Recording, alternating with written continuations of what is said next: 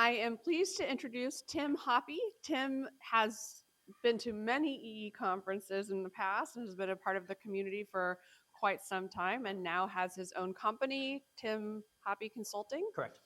All right, and he's going to talk with us about project management and how we can all do a better job. Okay, thank you. Good morning, everyone.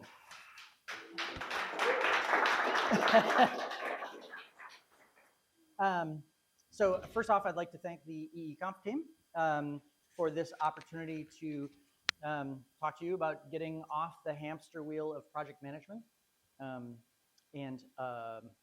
Yeah, my intention is that you'll walk away with something valuable that you can take with you. So let me start off by introducing myself. This may feel like an overshare, but hopefully you'll understand as we go along. So my name is Tim Hoppe. Whoops, and I'm going to keep hitting the microphone. My name is Tim Hoppe, and among other things, I am a husband and the parent of a 17-year-old. I'm a martial artist with a second-degree black belt. Yeah, don't mess with it. Super tough, super tough.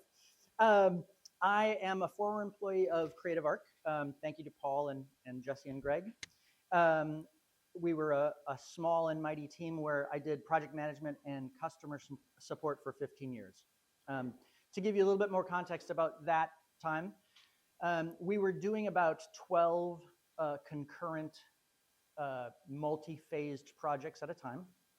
And we had about 100 to 120 maintenance or retainer clients, of which on a regular basis, we had 30 to 40% were asking us on a monthly basis for some kind of support. And finally, I'm now the owner of Tim Hoppe Consulting. It's a super interesting name, and I really, I worked really hard to figure this name out. With Tim Hoppe Consulting, I support clients through communications and project management difficulties. I help create business systems specifically for new or new businesses, startups, small businesses. And then I just do your standard SEO and analytics support. That TTFB commentary was very helpful. I was like, oh, there's a totally new way. And it's that kind of experience of like our learning at these conferences that I find very helpful. And it's the things that we don't know. And so hopefully I'm going to be able to share some things that you don't know. And besides all of these things, I think more importantly about myself is I believe that each of you can improve your experience of project management and your well-being with some of the things that I'm going to share with you today. So, oh, and I forgot to start my timer. Whoops. Now I'll never know where I am in my process. So I'm hoping that what you're going to be able to hear today, you'll have something to take away. So as I'm going through, if there's something that you don't follow what I'm saying, if it doesn't land for you and you need more explanation, please let me know, because that's my primary goal, is that what I'm saying can be of some value to you, okay? So just stop me, just raise your hand. We will have a QA at the end, but feel free to say, wait, that doesn't make sense to me. Okay, so when I first thought about this with this talk, I was going to start with something a little bit less common, a little less regular, but we are so close to our chairs and stuff. I'm going to truncate this energizer a little bit, but we've been sitting for a while. We've heard a lot of great stuff, so I'm gonna walk you through a couple of things that you can do sitting down, and by the end of this talk, hopefully some of you will recognize why I did the energizer in the beginning. Okay. The one that I'm not going to have you do, but I find very helpful, again, it comes out of a martial arts experience. It's called a lymphatic hop. You don't have to stand up and do this, but feel free if you want to. You raise up on your toes, and then you let yourself drop. and you let your arms fall to your side. And it's one of the things that can help you if you find yourself in a high tension situation and you can't get out of your own head about the things that are going on. It can help you reset your parasympathetic systems to get you to calm down. So that was one that you probably don't need that now, but I think it's a super valuable tool that sometimes it can be very powerful to get yourself out of your own head and back into your body. Okay. The second one I'm going to have you do is just it's a tap. Take your fingertips and you're going to tap on your body on the places where you feel tension. And feel free to do this right now, right? Like your forehead and your jaw and your temples, your shoulders and your arms, your legs can be very valuable. And this is again, it's about getting out of your head and getting into your body. The next one, again, slightly modified. It's something that my wife does as a performer for the students and the children that she works with. Everybody do it's a body shake, right? So from where you're sitting, like shake your legs, shake your arms, like move your body a little bit, right? It's about just getting some energy, right? And that one feels funny and silly, and sometimes funny and silly can be helpful. You ask us to do that again. So everybody do a little shake. Everybody do a little shake, so that we can get this on video. It's all fun. All right. This next one is I'm going to demonstrate, and then I'm going to have you do it with me 3 times. And you breathe in as deeply as you can, and then you do a second breath sharply, and then you breathe out. So it looks like this. All right, everybody try that with me. Breathe in. One more time.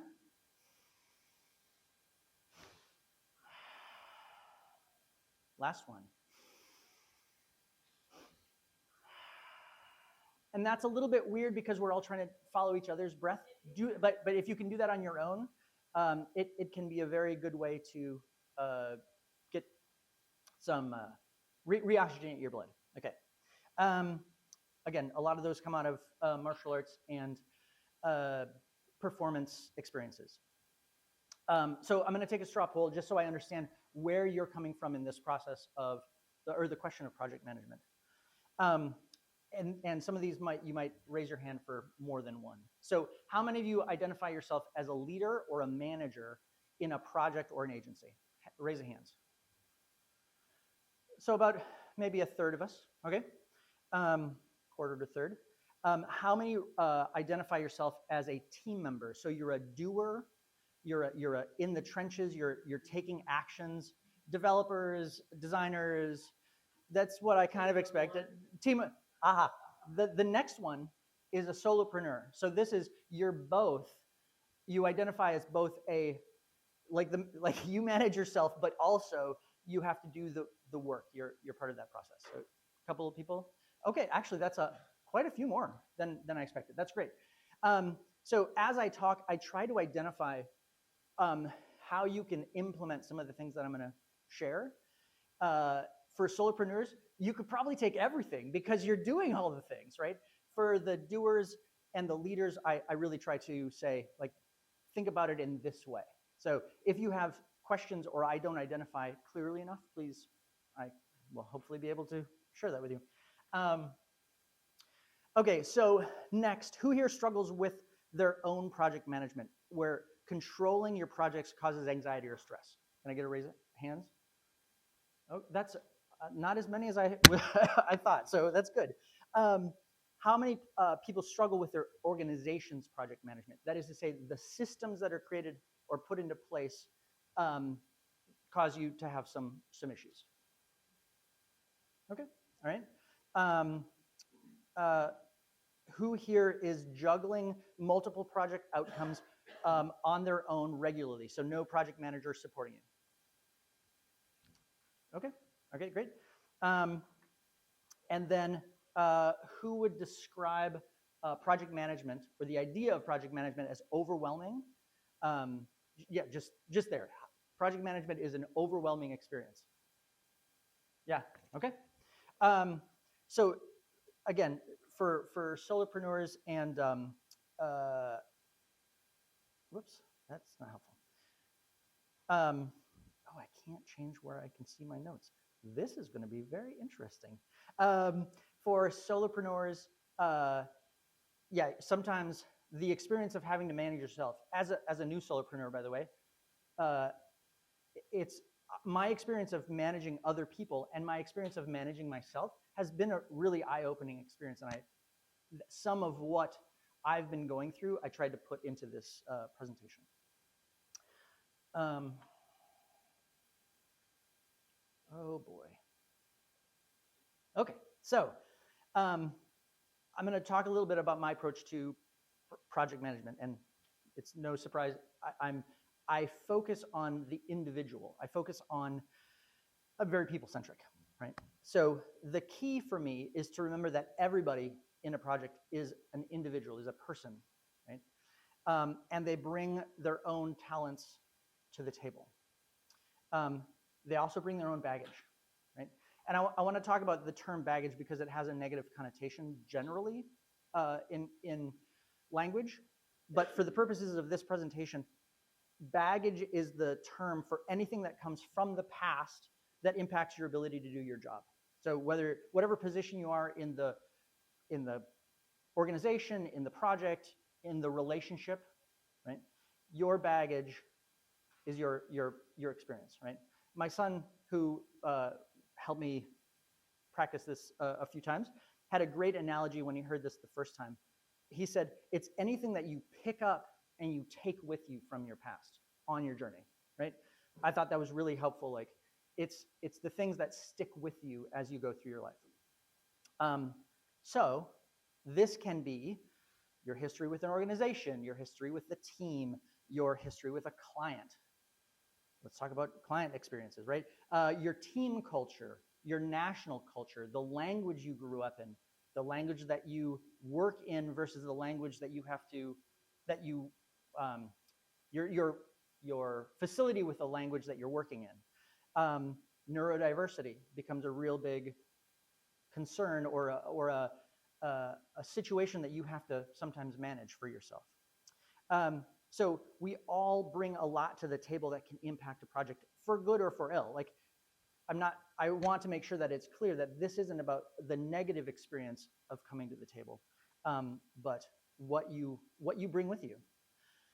And because projects are made up of individuals, I find that the situation of their baggage, the individuals on the project's baggage, is fundamental to a project's success or failure. And it's often overlooked when we think about planning and doing.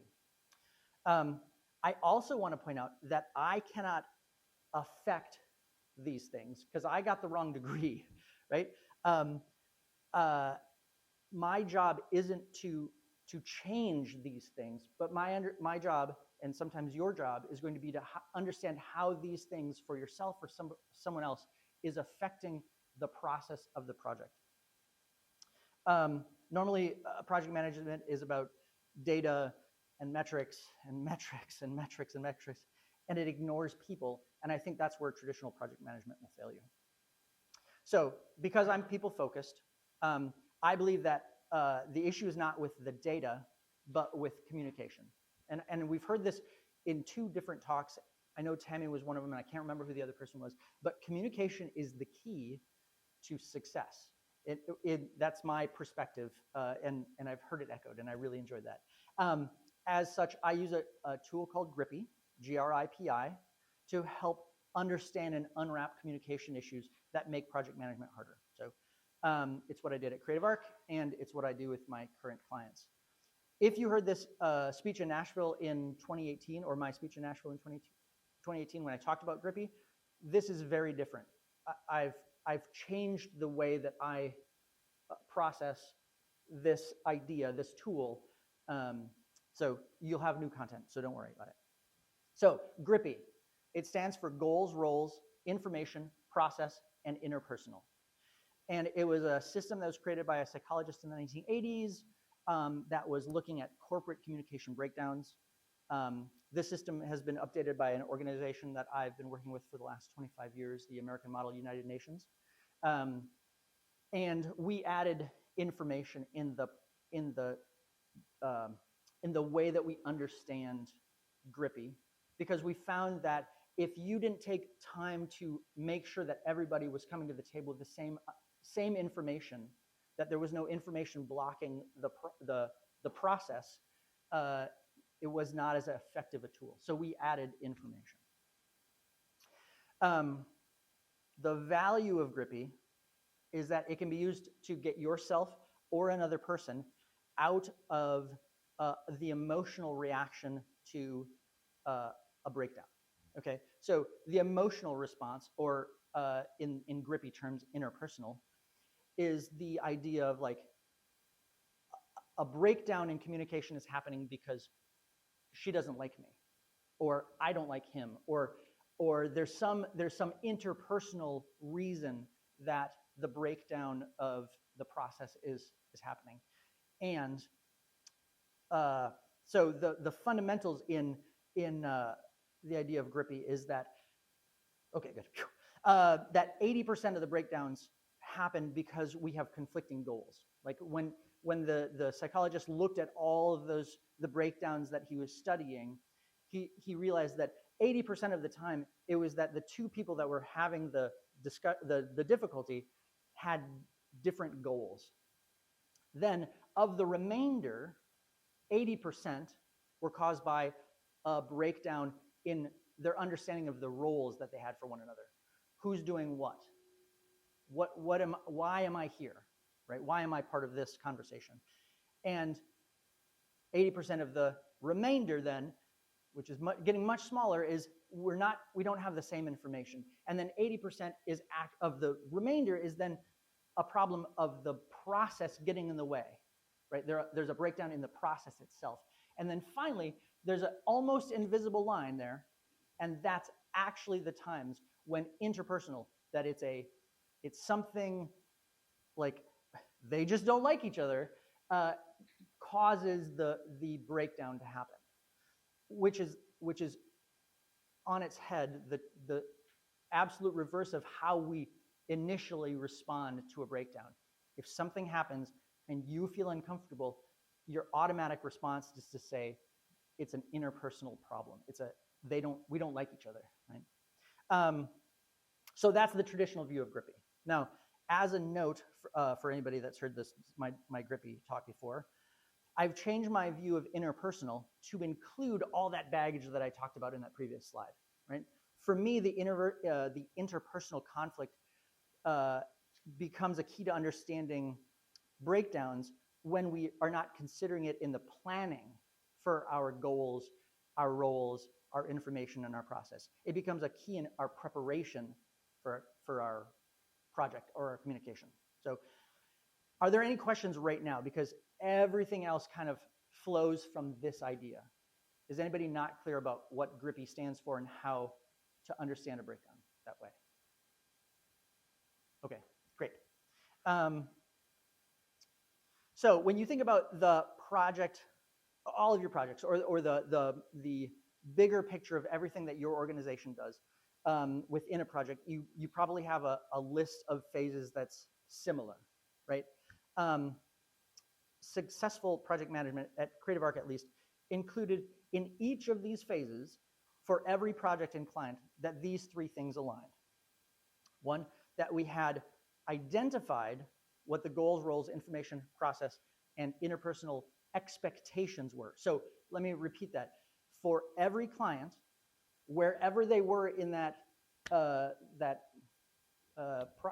phase, whatever phase they were in the project, we had to be clear about what are the expectations in that phase. We had to be able to communicate those expectations effectively. And there's lots of different ways that you communicate them. Sometimes it's emails. Sometimes it's the way you write your contract. Sometimes it's onboarding. It's sometimes task management if it's an internal issue versus the expectations an internal one versus external. And then how we responded to breakdowns, because breakdowns are always happening. That's the human experience. So we had to be able to prepare for as well as react to breakdowns. So if those three things were the fundamentals to a successful project, how do you do it? Right? Sometimes we have to get out of our comfort zone, right? This is, in my opinion, you might have to put down some of your baggage, the things that you've brought forward, your own personal experience as a leader, as a vendor, as a client, as a partner, to do a good job. And that can be hard, right? So I left Creative Arc in part because I stopped doing a good job for myself, right? I was not meeting my personal goal for success. I had to walk away and work through my own baggage, my own history, my own expectations, to refocus myself on the fundamentals of what I do well, right? You probably don't have the luxury of walking away from your current situation. I'm not really sure I had the luxury of walking away from my situation either. But we're going to talk about the things that you can do to achieve success at wherever you are in your process. As a note, whether you're a leader or a doer, you need to be clear about what success looks like for you for this to be a functional tool. Okay. So I'm going to cover a few options of how to get your success through better project management. To start, I think it's important for you to remember that you're surrounded by human beings with baggage. Here's an example. I'm a martial artist. That impacts the way that I think about process and practice. I'm used to having somebody watch what I do and tell me what I'm doing wrong and have me do it again. Like that's the way I learn. Tim, that is not, you don't hold it that way. You don't move this way.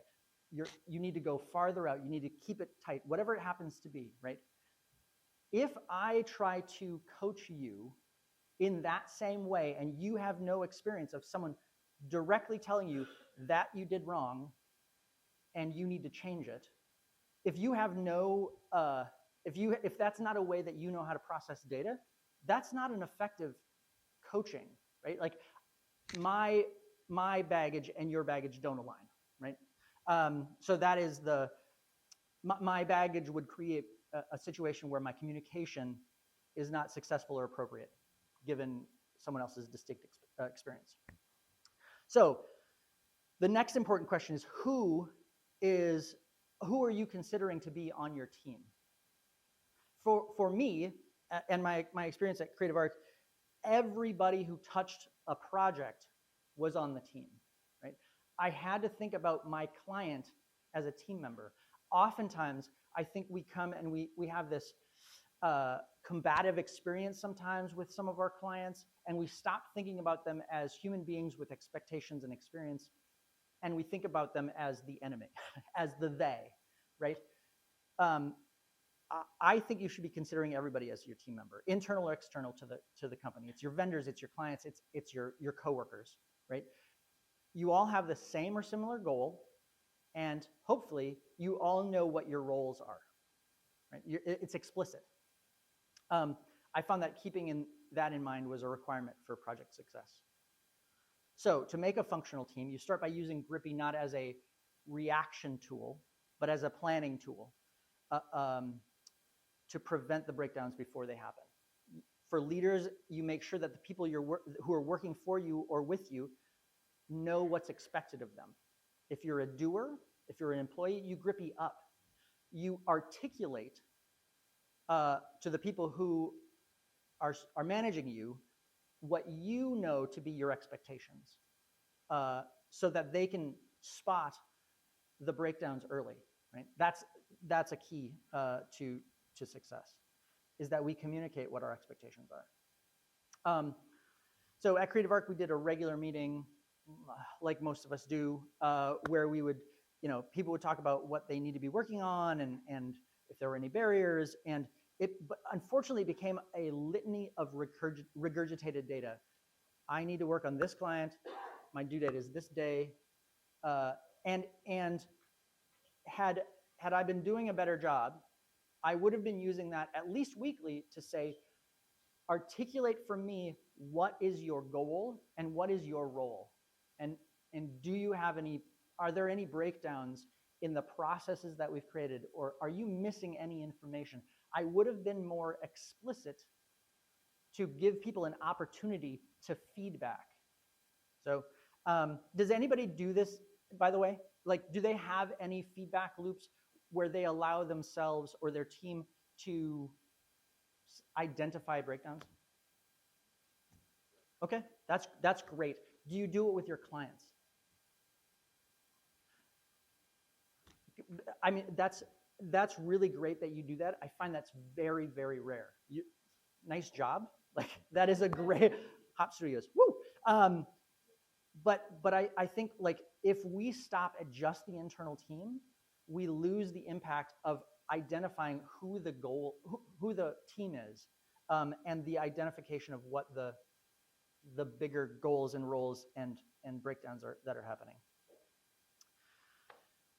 Okay, so let me go back. That obviously I was talking about goals and roles on that slide. The next ones I'm going to be talking about information and process. And there's a few things within Organize that I think are tools that you can use. And the first one I call beware of the RNI. So who here uses a sticky note or a whiteboard to create a physical or a digital? Let's just start with physical. Who here uses like a whiteboard or sticky notes to create a visual of keeping track of projects or the company generally? Is anybody? Okay, a couple of you, right? How about digitally? Like, you're using a Trello board or you're a Kanban system. Anybody? Okay. Yeah, that's so. I call that futuring, right? What we're doing is we're identifying what we want the future to look like. These are the things that have to get done. These are the things that we think are important, right? If it goes long enough without changing, it becomes the furniture, right? It goes from being the future to being the furniture, right? We stop perceiving it. It becomes background noise.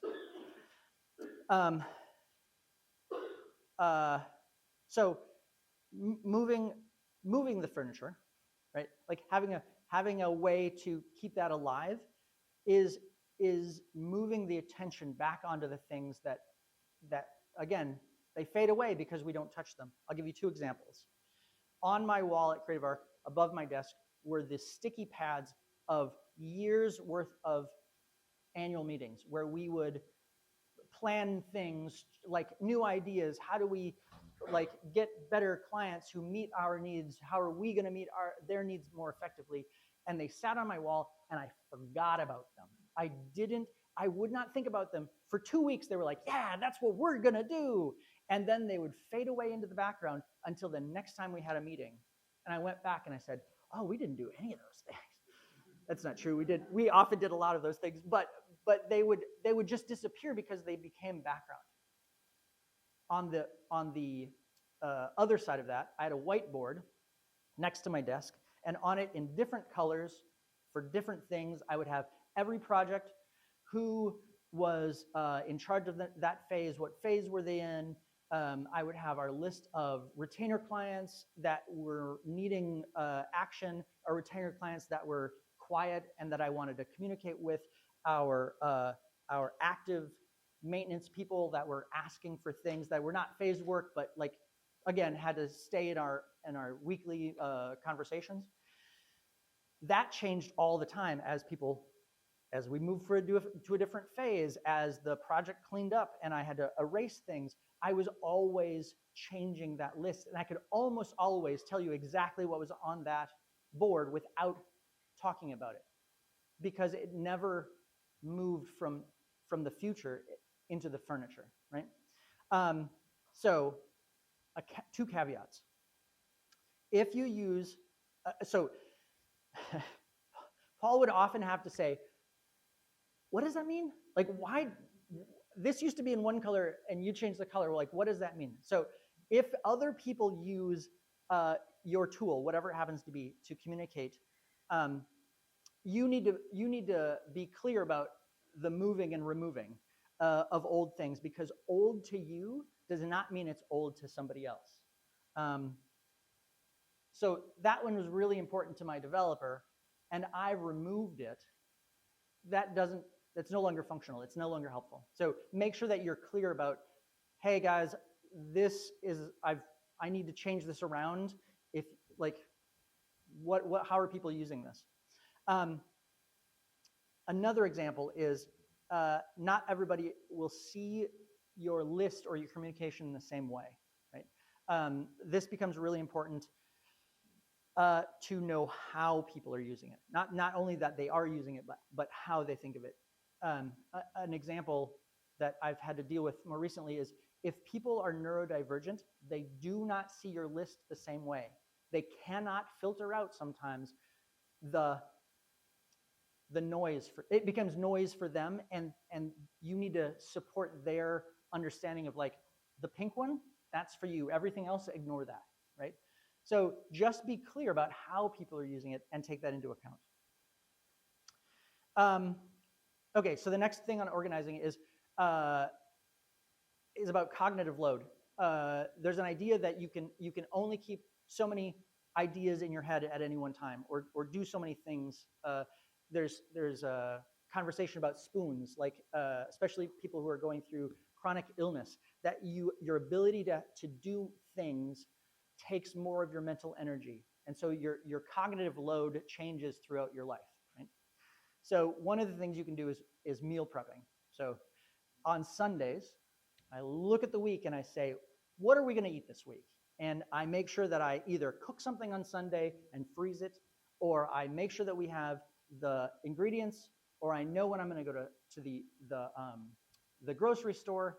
Because when it comes down to a Wednesday night and I've got a meeting and my son has a track and my wife has a meeting, and there's no extra cognitive load available. There's no attention and time to do the thing that we all need. I've prepared into the future, right? So how does that show up in business or relationships? You figure out where the ask in that relationship, in that situation, causes you to struggle. So does anybody have an example of, like, a situation where they regularly have a process or a problem that comes up in a business setting over and over again? I heard two of them earlier in presentations. Hop's onboarding. Tammy's explanation of what they did for onboarding was exactly what meal prepping is in this situation. You say, when are the times that are most important for us to get it right, that can cause the most breakdowns for a project, and make sure that process is, I've meal prepped. I've identified these are the things that I need to make sure that my client knows in terms of our process, our information, their goals, or our goals, their role, our roles. For me, it was email templates for regular communications, right? I can know that if a breakdown happens for a client, I've got an email prepped in Gmail. When I say start using that, and I can add the details or change the details, and I don't have to go through and try to create the language, and I'm just reducing the cognitive load. Okay. Build systems and processes that can lighten your load. The key there is you want to do a little front end work to help you in the long run, right? So I have a Grippy file. I keep track of every one of my clients. What are the goals, roles, information process, and interpersonal expectations as the project goes along? It's a spreadsheet. I can cross things out and just to keep a running total of where we are on the project. And what that allows me to do is, if somebody calls me up, I look at my file and I can just visually see what's going on, right?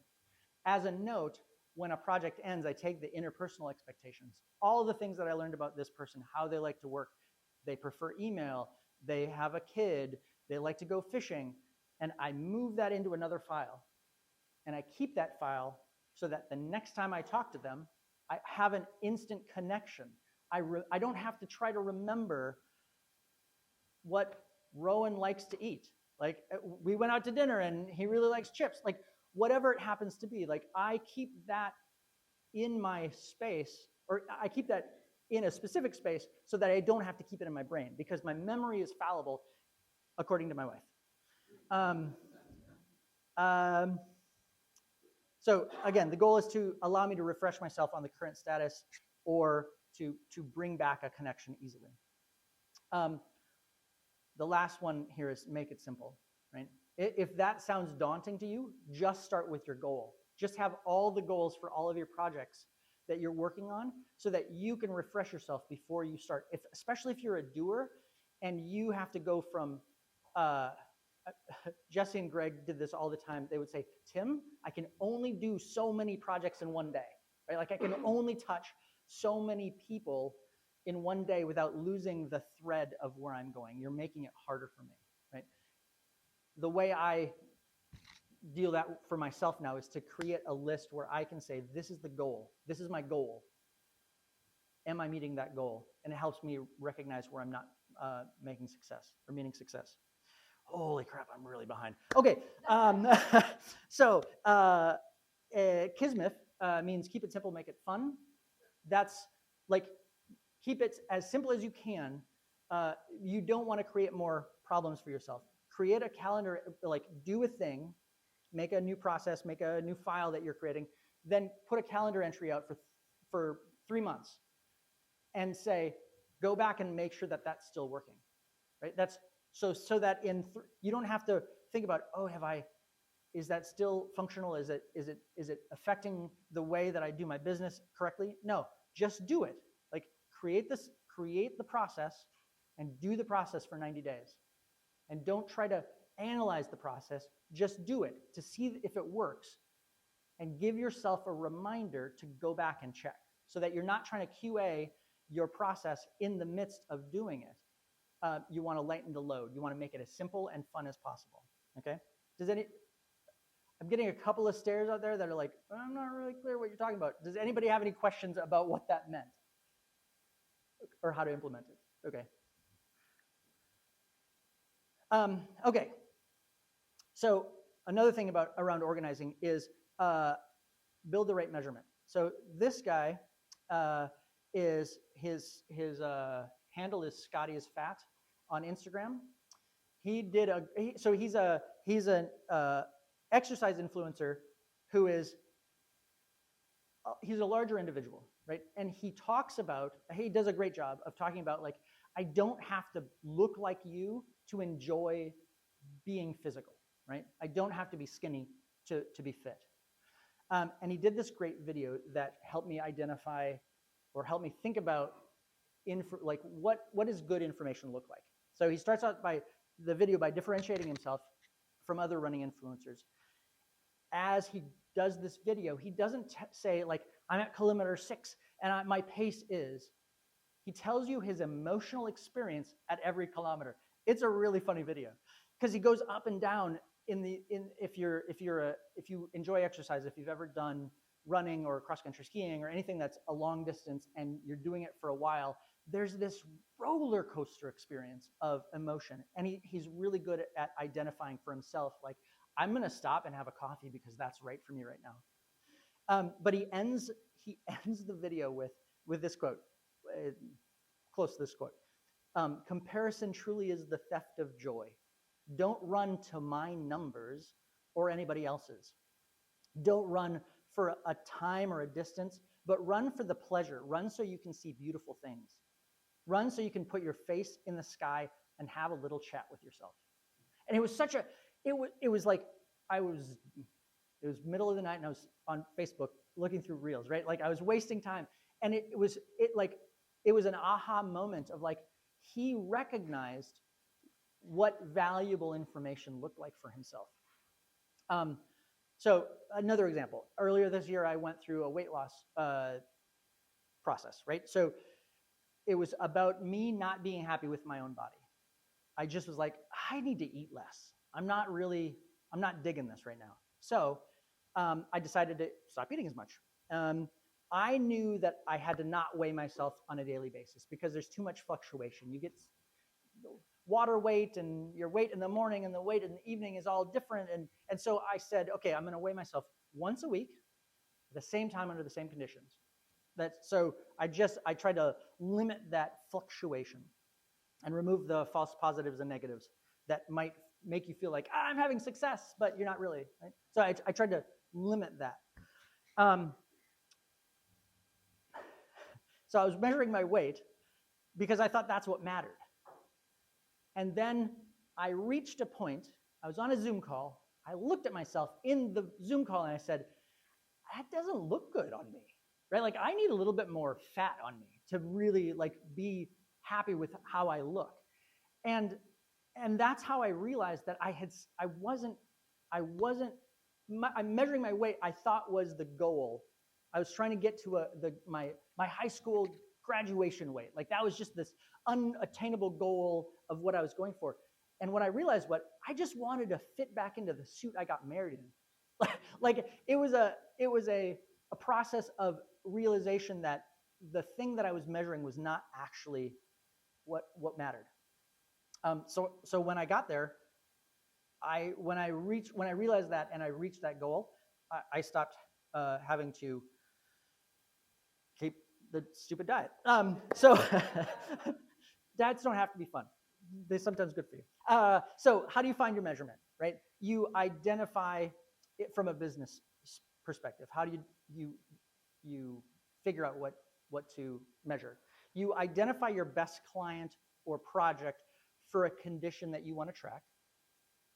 You identify what relationship conditions are met by that client or project. So how can you use that as that relationship as a measure of your success? Right? So an example, if you're trying to grow your maintenance business, how many clients are actively talking to you for support after the fact, right? What do they identify for you? Like what is true about that group of clients versus the ones that maybe are maintenance clients but are not successful? Like what's the difference between those two? Sometimes you have to get outside of the daily experience. And this is where a consultant can be very helpful to help you recognize like this is what I think I'm measuring, and this is the relationship that I'm trying to create with my clients.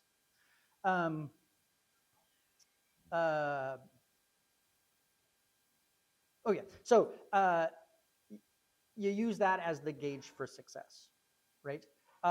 So how many clients, it's not how many clients do I have or how much money I'm making or how many projects do I have, but it's instead how many clients have I created a relationship that they trust me enough to come back, right? If you're looking for a long-term maintenance relationship, what's the condition that you need to maximize? It's tricky and it sometimes needs to be tweaked, and so you'll measure something for a while and say like, again, 90 days, let it ride. Like just try something for a little while. Say, is this having the return that I want? But you have to get rid of those false negatives and positives. You have to let it ride long enough to say like, oh yeah, there was something Rowan said earlier today. It was in the process of like seeing these things not work out.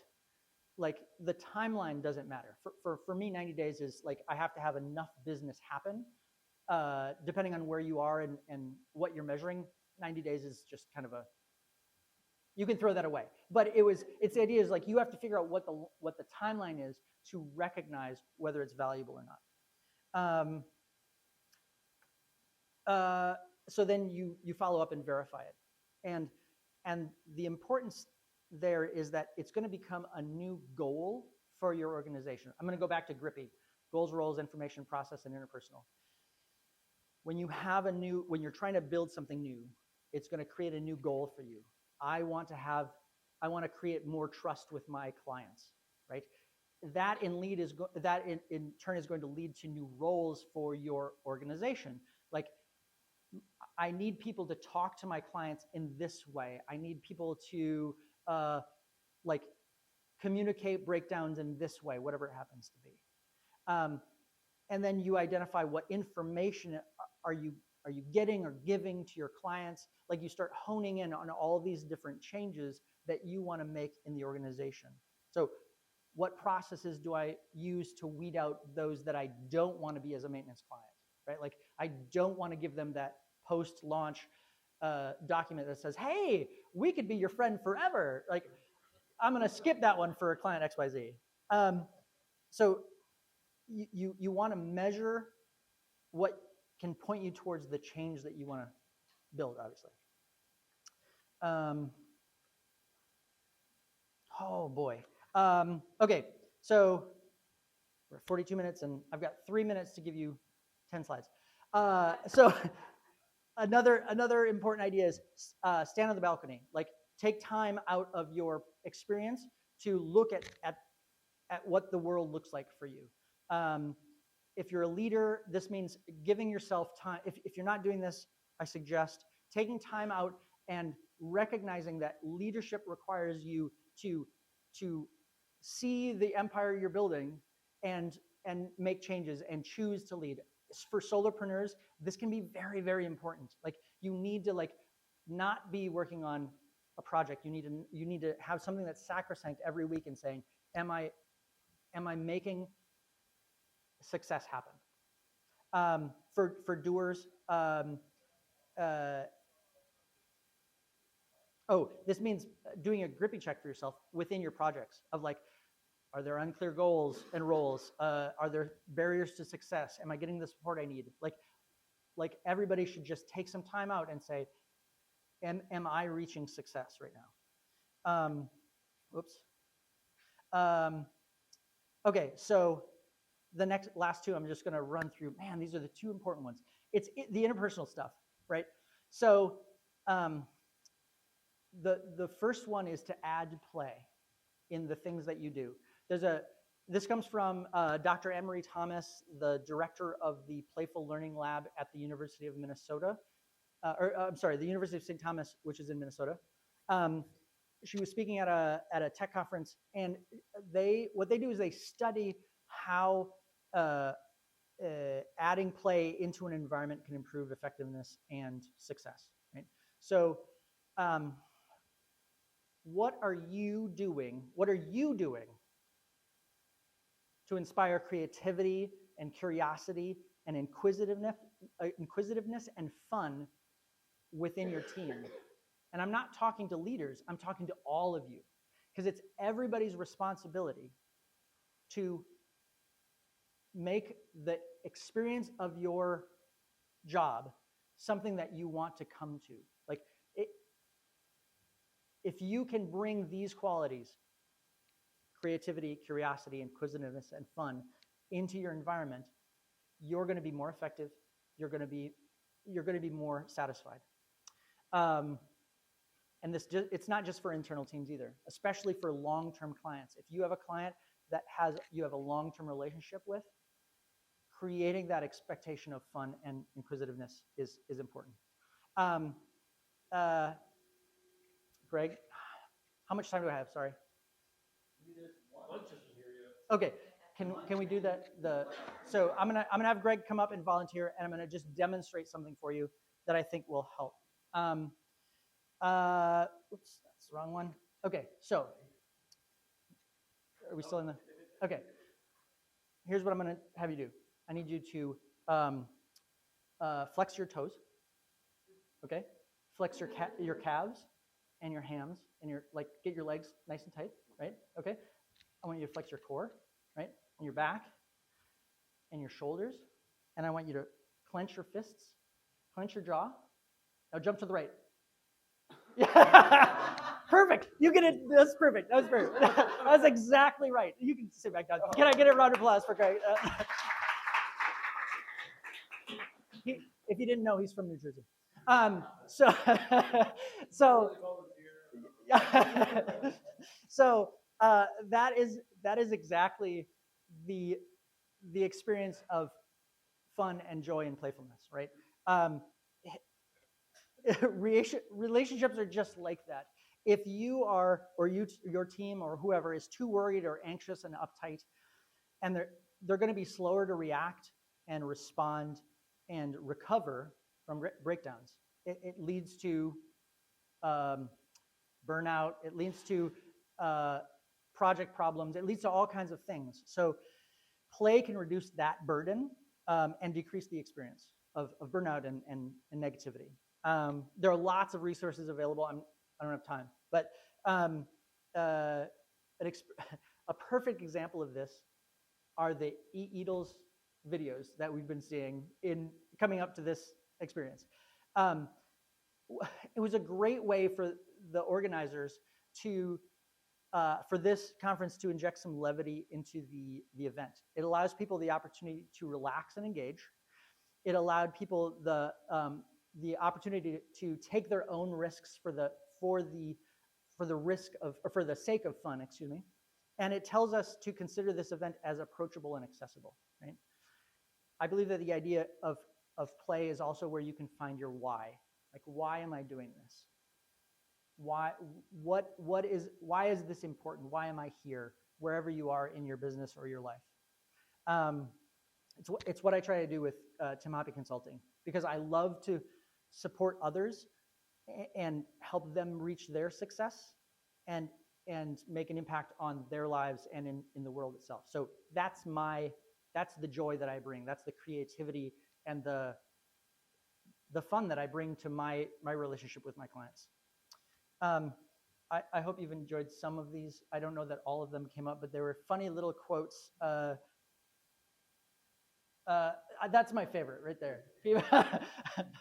It was, and the intention was just to, and that's Paul, by the way. He used to send us videos regularly of him doing funny or silly things. And it allowed us to have a relationship within the office that was not just about getting the work done, but also about experience, about being alive. Okay, so this is the last one, and it's probably the biggest and hardest of all the things that are out there, in my opinion, for the interpersonal experience, right? Trust doesn't happen by accident. Like all good relationships, you have to work for it. There was someone at an EEConf a number of years ago. It might have been Doug Black, who I miss. I wish he was here. He actually has taught me a lot. That he talked about trust as a key to the work that you do towards trust is a key to success. The thing that you have to remember is trust is dynamic and not static, because as we live our lives and we change and our actions have an impact on one another, trust grows and erodes, right? We're taking that experience, whatever it is, that interpersonal experience, and that becomes some of our baggage that we move into the future. And that baggage can be like, I trust this person, and can be a very powerful tool. I don't trust this person can also be a very powerful experience, right? So there are 2 steps to growing trust. It's honoring your word and cleaning it up when you screw it up, because you're going to do it eventually. One of the ways to get off that hamster wheel of projects and the incessant spinning of more work and more work is to be able to delegate. And to do that, you have to trust the team that you work with to enough to give up some of that control, right?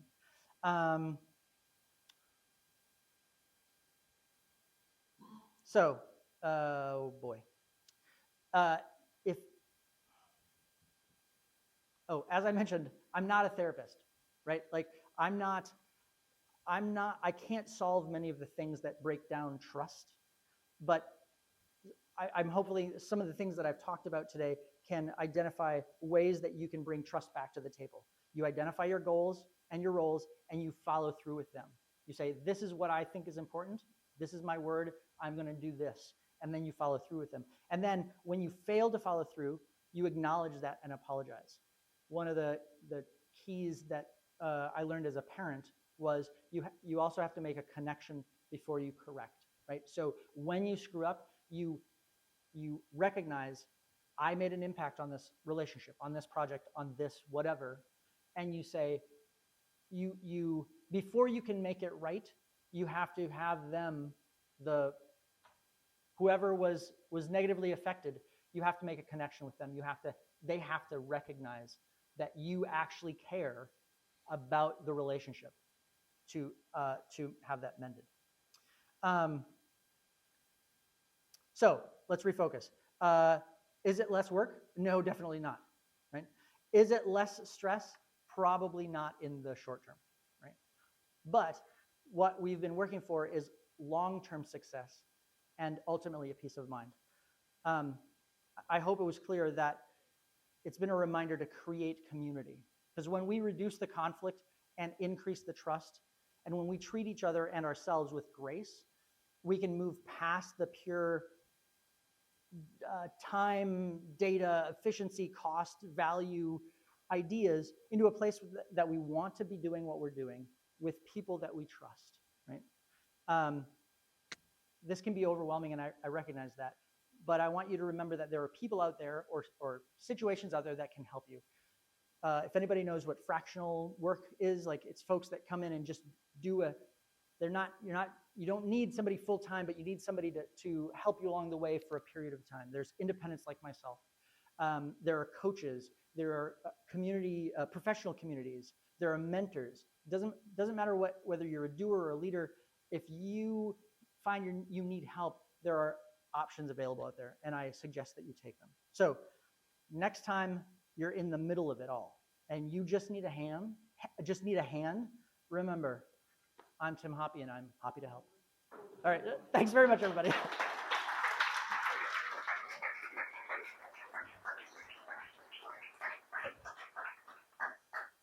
All right, so I know we're over time, but lunch is in here. Does anybody have any questions? Did anybody figure out why I did the Energizer at the beginning? Anybody? So we remembered you. Close, real close. Go ahead. So you could be focused, like we often get bogged down and the process of whatever doing, we're working on something. It was a way to help us refocus, get back into our bodies and be present. There are two other reasons. I asked a question so that hopefully you would be able to listen differently, right? Right at the beginning, I asked you a question like, why do you think I'm going to do this? Or why do you think I'm doing this? So that you would actually, it would trigger your mind to pay attention in a different way. And there's one other thing that I did. I tried to add play. I tried to add levity and a different experience into what we were doing. So, anybody else? Yeah. Are you going to share your slide deck? I can share my slide deck. I'm going to share it afterwards because I had to make it ugly to get all the things. So I will give it to you in a prettier format. Yes. Okay. Yep. Thanks. I'll send it through Paul or the EE team, EEConf team. Yeah. You were talking about the play and adding play. Makes sense a lot for like teamwork and when we're working with our colleagues and stuff. But I guess I'm just curious, like at what point do you do that kind of thing with clients? And I guess in your case, you're kind of doing this fractional work where you come in and help people temporarily. Yeah. So that's maybe a little different. But like, no. So at Creative Arc, the way that I interact with a client is if you interact with a client only from the experience of I value you because you're paying me and you value me because I'm giving you some service, there's no play there. Like it's very transactional. I can tell you a lot about the people that I've worked for and with, their personal lives, because I play for me is the relationship of like, how are you doing today? What are you doing this weekend? Oh, you like to bike? I love to bike. I know a guy who, like, and it's about creating a relationship that goes beyond the transaction of like, this is the project and this is the outcome, and that is our only relationship, to creating something where, in fact, we do care about each other. Like, we don't have to care about each other, but we have to be in a relationship and say there's a little bit of give and take of, like, it doesn't have to be overly personal, but it's like whatever you're comfortable sharing, that sharing is allowed to happen. Does that make sense? Absolutely. Awesome. Anybody else? Thank you very much. Oh, is there one more? I just have one more. Yeah. I was curious about what you would suggest for play with remote teams. That's a really hard one. A friend of mine who works for Hallmark, the way that they did it was for their teams, they would do, instead of a daily like meeting, they would drop in. They had a specific set of icons that they would use to say, this is what my expectations are for today, and this is what my expectations are for tomorrow. And it was like sunshine or clouds or like rain or like, and it was just like, it really helped for their folks that were neurodivergent as well, that it wasn't a meeting where they had to like talk, but there's a way that they could interact with one another that was less formal and more just enjoyable, about like, oh, today's a unicorns day, right? Like I have a great day of like projects that I want to work on that I care about. That was an example. There are a number of Fibbage, like Fibbage. Yeah, I was just thinking of like Fibbage. on a screen share. Yeah, it's so pretty funny. there's a screen share app called Fibbage through Jackbox TV, and you can it's a not like you can it's a quiz that you can do together and say like you all have to put in fake answers, and then you all vote on which answer you think is accurate. And it's just like, again, it's about just having a little bit of a break from, we all know the work that we have to do. It's about taking a little bit of time off and saying, are you taking care of yourself, or are we taking care of one another? And that, for me, that's what play looks like. The learning lab, or the playful learning lab, I can't remember the name right now, from University of St. Thomas. They have some resources. They work a lot with children. So for them, it's a lot about education and how to bring effective play into those spaces. But they have some like games and things that you can, like, again, it's about creating just a touch of joy in what could be otherwise spreadsheets all day long. So from a project management perspective anyway. Awesome. Lunch is here. I should probably stop talking. I appreciate you very much. Thank you so much for listening.